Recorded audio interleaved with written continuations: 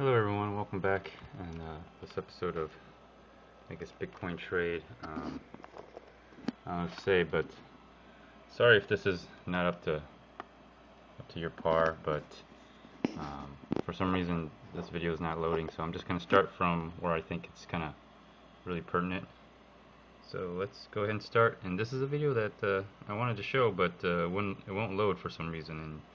And if you do happen to see it, if it does load, maybe you'll know why. In the world today regarding Bitcoins, and now you would hear news and it would affect the price, but now the price isn't moving. So what's really going on? I think a couple things.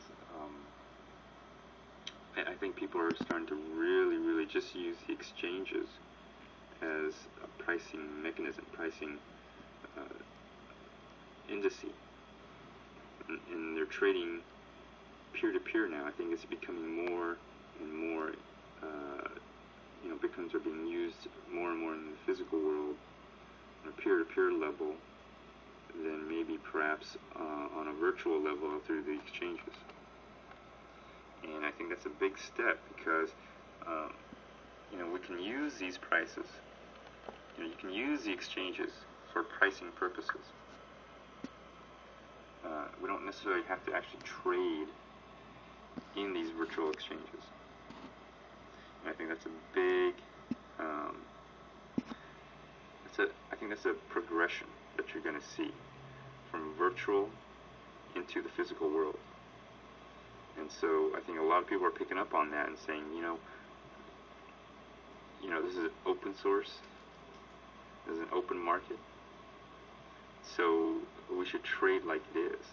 It shouldn't have to be enclosed, right, in a closed market. And so I think that's a lot of things that a lot of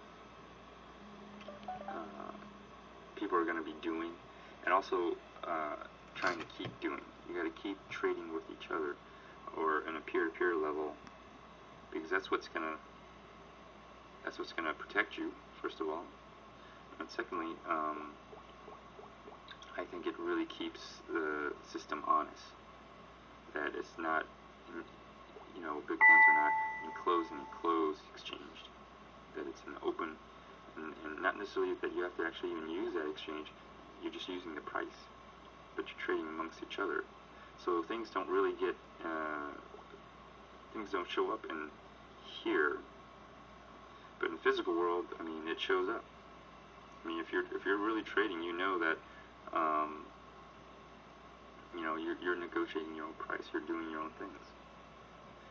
So I just want to do a quick analysis on that, just to talk about it, and then now I'm going to talk really briefly about my previous episodes about empowering yourself, bearing arms. And I think that's important because as government entities and authorities and regulators, they start realizing the power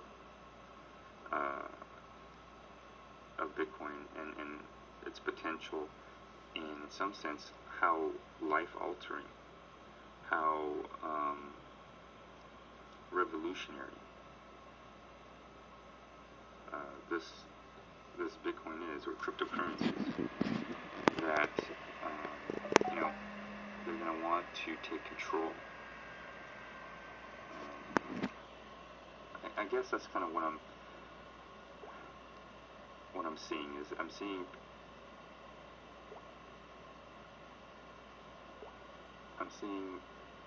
how can I say? I think all over the world people are coming to grips with what this thing called Bitcoin or cryptocurrency, what is it? And I think they're coming to grips to what it really is, and it's a movement. It really is. It's some form of movement, not just money movement, but people movement.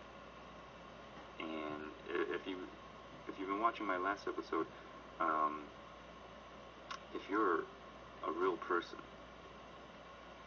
and you have absolute free will, and with that absolute free will, um, you can do some amazing things. You have the power. You've always had the power. No one has ever granted you power or taken away the power from you. You've always had it. You just have to tap into it and realize it. You have to get real with it. And so what Bitcoin has allowed me to do is realize that potential. And in the beginning, it was through virtual reality. And through virtual reality, you can do amazing things there. And then you learn how to make that virtual reality real. You learn how to make it real. You learn how to pull it through and into the physical world. And, it's obviously, I think it's caught the attention of a lot of people. And some of them don't want you to be empowered. Some entities out there don't want you to have free will. Some entities out there don't want you to have any of that stuff. Any knowledge of it, any use of it. And, if you've been watching my videos and listening to some of my testimony here, doesn't it make sense why another entity wouldn't want you to do this? To empower yourself? To stand up tall and straight and in your name bear witness and testify? It's kind of weird for me to say that. It's kind of strange. But I think it's true. I think there's entities out there that do not wish you to reach your potential. And so I want to talk a little bit about, so anyways, let me finish up on this part here. Bearing arms. Why is that so important? And why is it, here at least in America, why is that, your right, an absolute right? It's an absolute right because it empowers the people from an entity that is trying to work outside of the Constitution, and also an entity that is trying to become or operate above the law and outside the Constitution. And so that's why it's important that you bear your arms, because that's absolute. And another thing I want to bring up, and this kind of goes into my other part here, is when does your government no longer become your government? And so I want to talk about that real briefly. And I kind of want to have a little crazy theory time, but when does your government no longer become your government? When is it not any longer your government? That's, for me, when I view the government or government entity or regulatory body in any form or fashion, they're there for one reason only: to protect your rights. They're there to protect it, to make sure that your rights are not abridged, your absolute rights. And they no longer, when they no longer function within the framework of, at least here in the U.S., if they no longer function within the framework of the Constitution, they're not your government anymore. They are literally some other form of entity. I would even argue that they've become a terrorist organization, and they pose an imminent danger to cause the deadly use of force. Does that weird for me to say that? It's not weird because it's written in the law. Okay? So whether foreign or domestic, when does an entity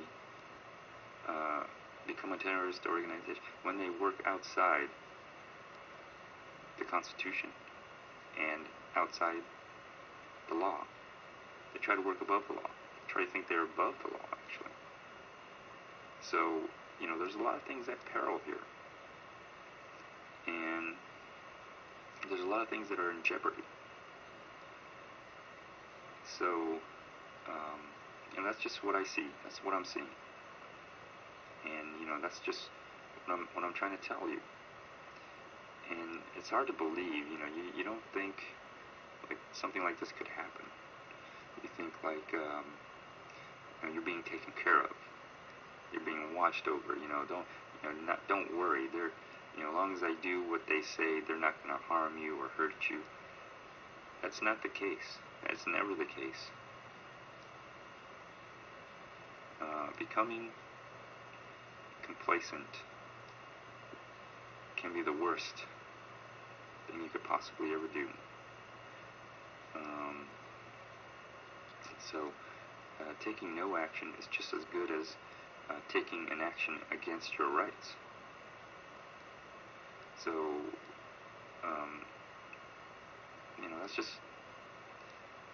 that's just how I feel. That's just what I'm seeing, and that's just my opinion. But anyways, let me go on to another part here, where, in my previous episode I talked about,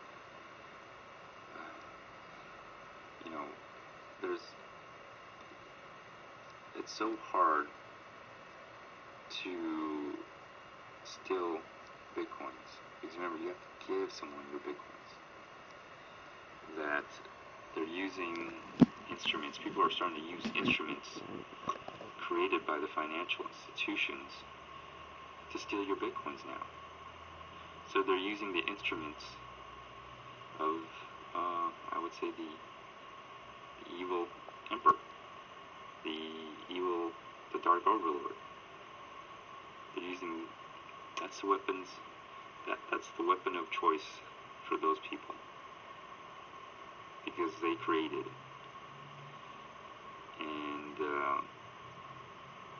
it's getting to a point where I'm being attacked, not physically, but I guess in some sense virtually. And they're attacking the institution, the financial institution, which I guess I don't really work with, because remember, we're going through a conversion, and the conversion is from whatever this system is to a new system, the old age to the new age, old world order to the new world order. And if you trade in Bitcoin, what I'm trying to say is be ready. Be ready to battle, because that's what you're going to be doing. And that's why it's so important to bear arms. That's why it's so important to raise your army. But remember what I said. I said that you have many arms. It's possible you have many arms. You can bear many, many arms. But mainly,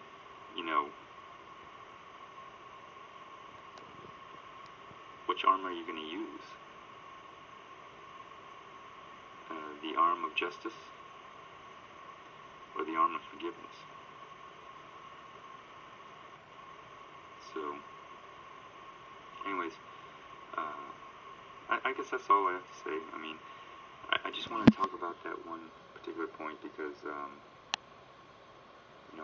I'm starting to see, and it's not just, I'm not just imagining this. It seems like, when you enter into this kind of world, Bitcoin, or your virtual reality, whatever it is, and you're coming back and forth, in and out, you start noticing these things, and you just can't ignore it.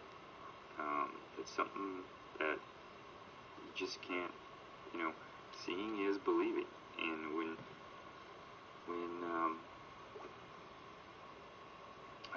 I guess in some ways I've been blind all my life, and then one day I came upon something called Bitcoin, and that's when I realized I was blind. I was literally blind. But now the blinds have been lifted, the shades have been lifted, and now I can see.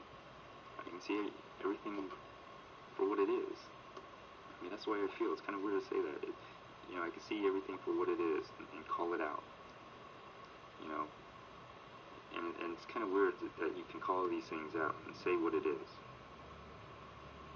And seeing is believing, if anything, especially if you're visually, how can I say this? Some people are more tuned to hearing. Others are more, basically it's either you're tuned to hearing or you're more visually,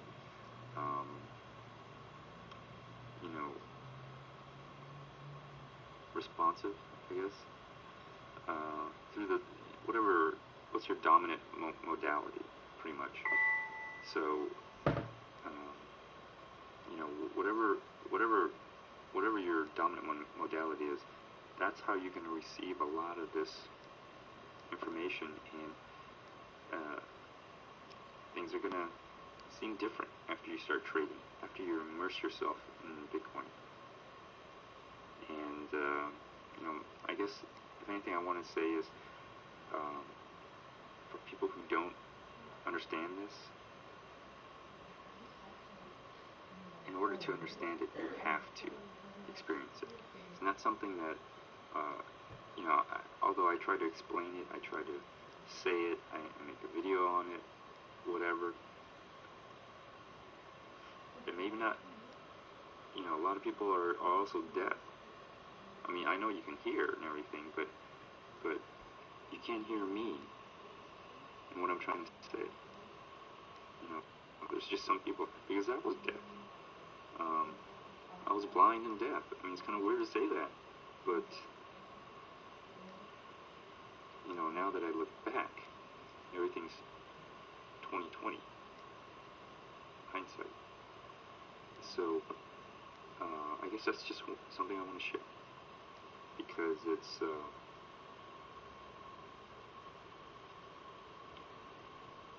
changed my life. So anyways, I think this is going to be the end of this particular episode. I'm sorry I haven't done a lot of chart analysis, but if you start trading in Bitcoins, you'll start realizing that the chart analysis is kind of cool. It's nice. I use it. It helps me make a gain, but I started to realize the price is not important. The chart analysis is not important. What is important is the experience, going through this whole thing, the experience of it. It is life altering. It's a revolution. Literally. I mean, feel free to go back, and you can see I pretty much documented my whole experience through this. And, from what I thought it was to what it is, to what it's becoming, it's changing. And as it changes, it's changing me. And, that's the danger. The danger is if you get involved in anything what I'm doing, it's going to change you.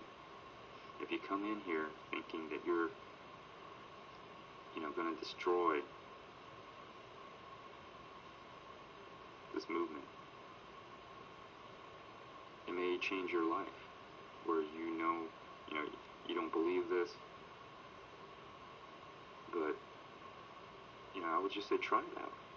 And then again, some people will never understand. They'll always be blind, always be deaf. But there's some people that, man, the blinds will be lifted. I mean, you'll realize you're blind, and you'll take your blinds off. You'll realize you're deaf, and then you'll, whatever, take the earmuffs off. And after that, I mean, you can understand what I'm talking about. Absolute free will. Absolute. And you'll learn to empower yourself, and then you'll be able to choose. The hand of justice or the hand of forgiveness.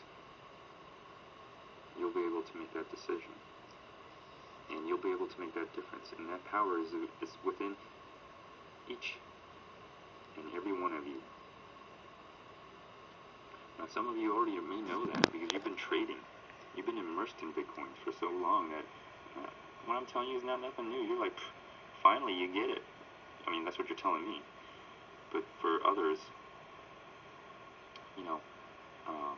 this is my testimony. This is my documentation, my proof of stake. It's kind of weird for me to say all this, right? But all I have to say is, to understand this, you have to be immersed. I don't know any other way to explain it. You have to be immersed. And you have to experience this. And only then will any of you understand, in my opinion. I understand charts. If you've seen my videos, you know I can do chart analysis. But I've done that before with other things, stocks, Forex. None of those really changed my life until I came across Bitcoin. And I don't know if it's going to ever change yours, but if you ever are wondering what the hell is Bitcoin, what is Bitcoin? What is it? You hear me ramble all this weird nonsense. I'm sure you've done your own research. You Googled it, Bitcoin. It's a software protocol, blah blah blah, that you can send all over the world, blah blah blah. But what is it really? And why is it so? Why would it garner the attention of any government entity?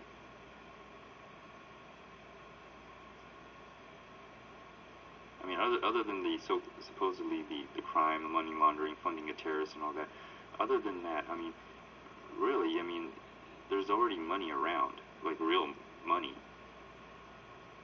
But why would Bitcoin draw the attention of so many leaders of the world?